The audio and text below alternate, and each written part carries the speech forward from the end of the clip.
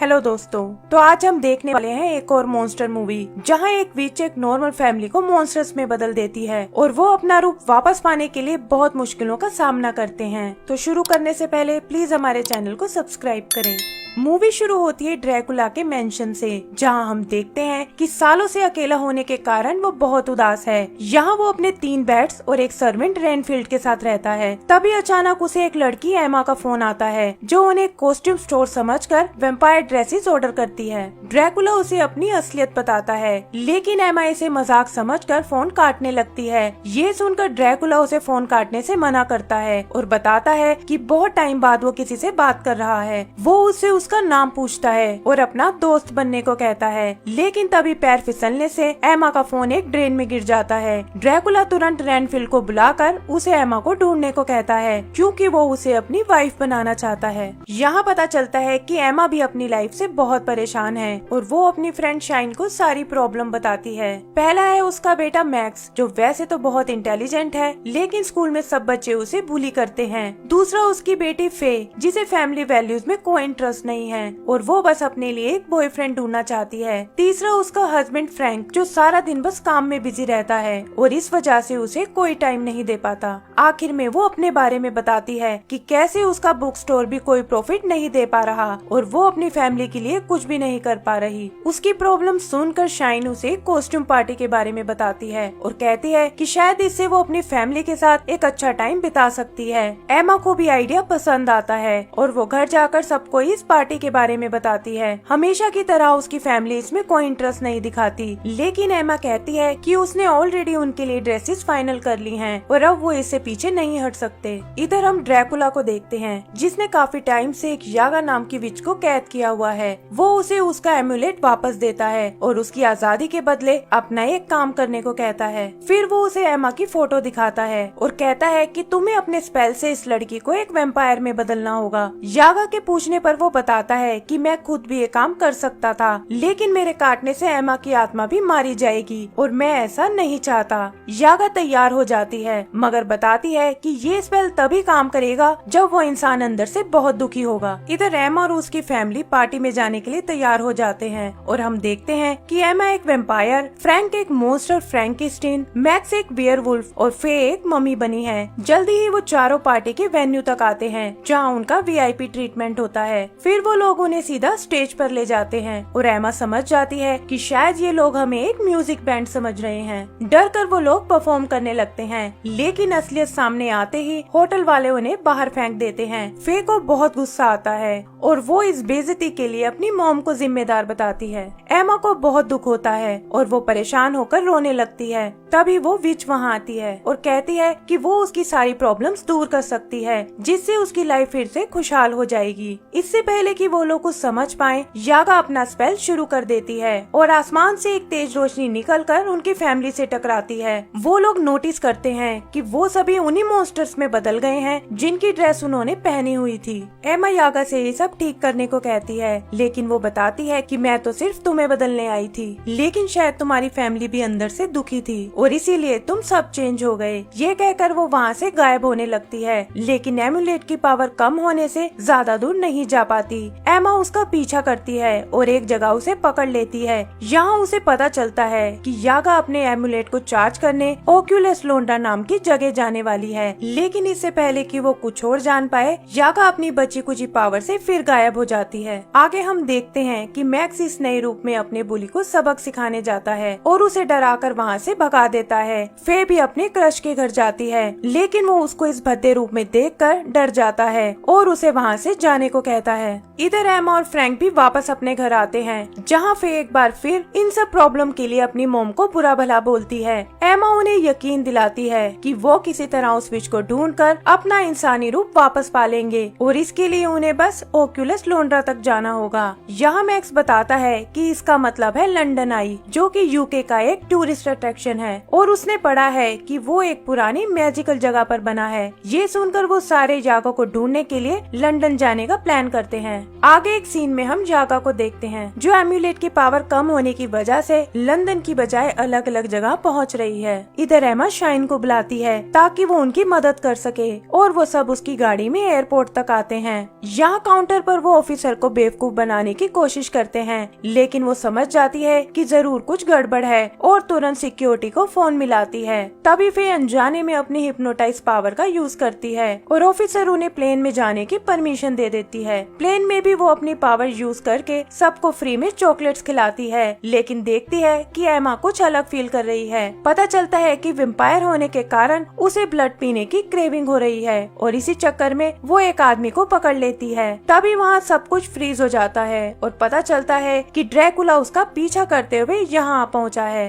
वो कहता है कि मेरे पास तुम्हारी इस क्रेविंग का ऐसा इलाज है जिससे तुम्हें इंसानों का खून नहीं पीना पड़ेगा, और फिर वो उसे अपने साथ चलने को कहता है। एमा मान जाती है और ड्रैकुला उसे लेकर अपने प्राइवेट जेट में आता है। उसके जाते ही प्लेन में सब नॉर्मल हो जाते हैं और देखते हैं कि एमा वहाँ से गायब है। इधर जेट में ड्रैकुला एमा को एक कैप्सूल देता है जिससे उसकी प्यास खत्म हो जाती है। एमा उससे अपनी मदद करने का कारण पूछती है और तब ड्रैकुला उसे बताता है कि मैं तुमसे प्यार करने लगा हूँ। वो उसे हमेशा के लिए यहीं रहने को कहता है और बताता है कि वो दोनों मिलकर दुनिया भर की सैर कर सकते हैं। एक पल के लिए एमा भी उसकी बातों में आ जाती है, लेकिन तभी उसे अपनी फैमिली का ध्यान आता है और वो कहती है कि वो अपनी फैमिली के बिना नहीं रह सकती। ये सुनकर नाराज ड्रैकुला उसे जेट से नीचे गिरा देता है और वो सीधा लंदन आई के पास जाकर गिरती है जहाँ उसकी फैमिली पहले से पहुँची हुई थी।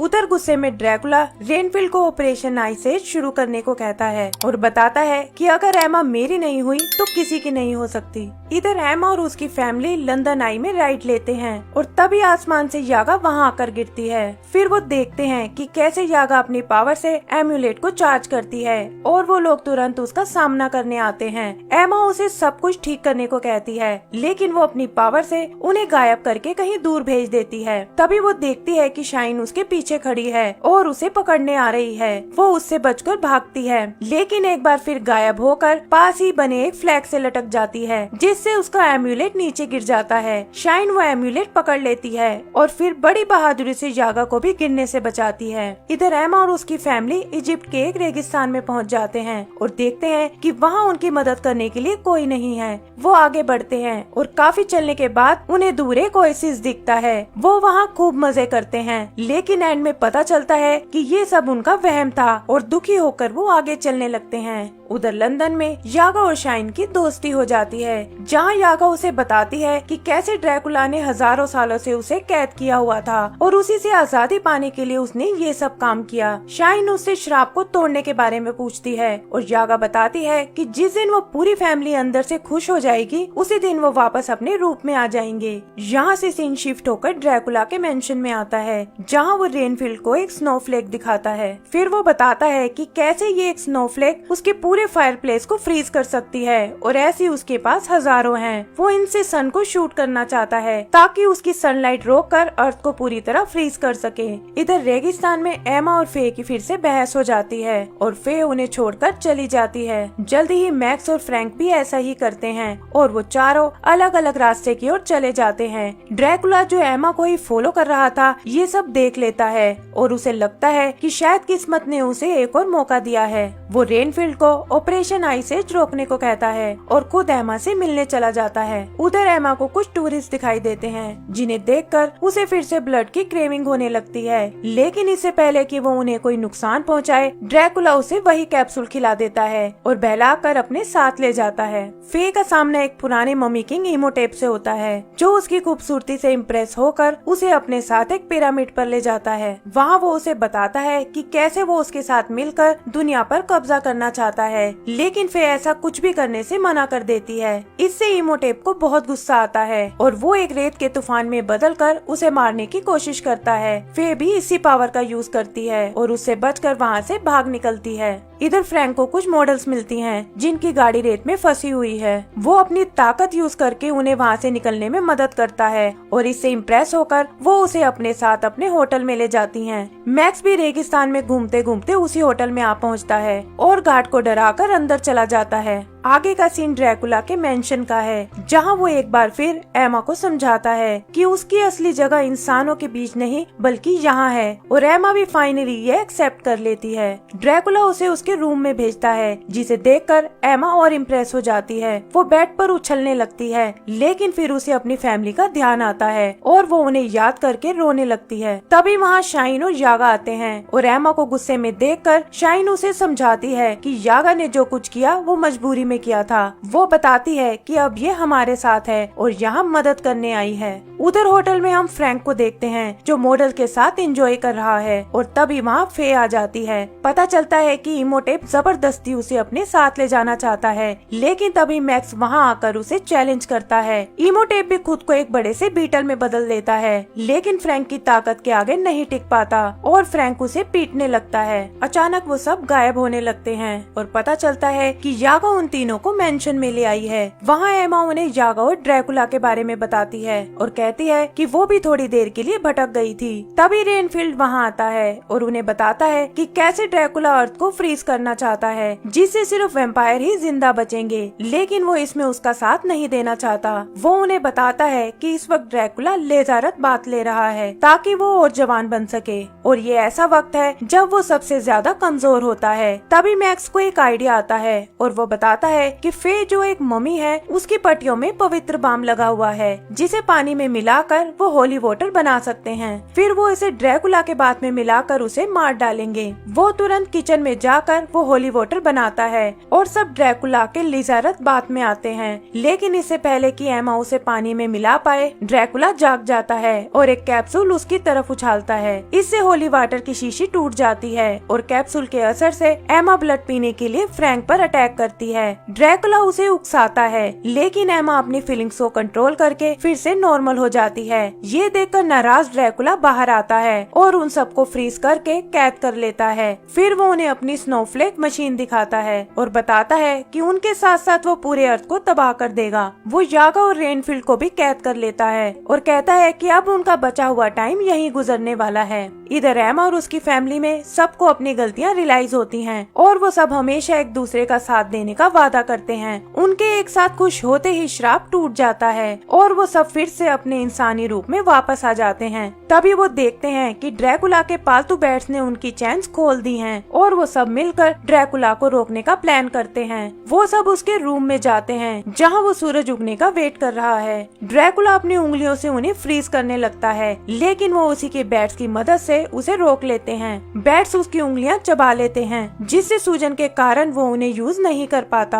गुस्से में ड्रैकुला अपने बैट रूप में आता है और एक एक करके उन पर हमला करने लगता है। तभी एमा देखती है कि सूरज निकल आया है और ड्रैकुला भी स्नोफ्लेक मशीन ऑन करने लगता है। उन्हें एक आइडिया आता है और वो सब मिलकर वहाँ लगे पर्दों को खोलने लगते हैं, जिससे ड्रैकुला सूरज से निकली किरणों में फंस जाता है। फिर एमा वहाँ रखी एक स्नोफ्लेक उसकी ओर उड़ाती है और देखते ही देखते वो फ्रीज हो जाता है। आगे हम देखते हैं कि उनका लाइफस्टाइल अब चेंज हो गया है। फ्रैंक अब अपने बॉस से जरा भी नहीं डरता और टाइम पर काम खत्म करके निकल जाता है। एमा भी घर पर एक पार्टी रखती है जहाँ मैक्स को बुली करने वाला स्टूडेंट अब उसका दोस्त बन जाता है। फे को भी अपनी पार्टी में आया एक लड़का पसंद करने लगता है और उसकी बॉयफ्रेंड वाली विश भी पूरी हो जाती है। तभी उनकी नजर दरवाजे पर खड़े ड्रैकुला के साए पर पड़ती है, लेकिन पता चलता है कि रेनफील्ड और यागा हैं जो बैट्स के साथ पार्टी में आए हैं। एंड सीन में हम उन्हें एक फैमिली फोटो लेते हुए देखते हैं और इसी के साथ हमारी मूवी खत्म हो जाती है। तो दोस्तों, अगर आपको ये मूवी पसंद आई हो तो प्लीज हमारे चैनल को सब्सक्राइब करें। Thank you.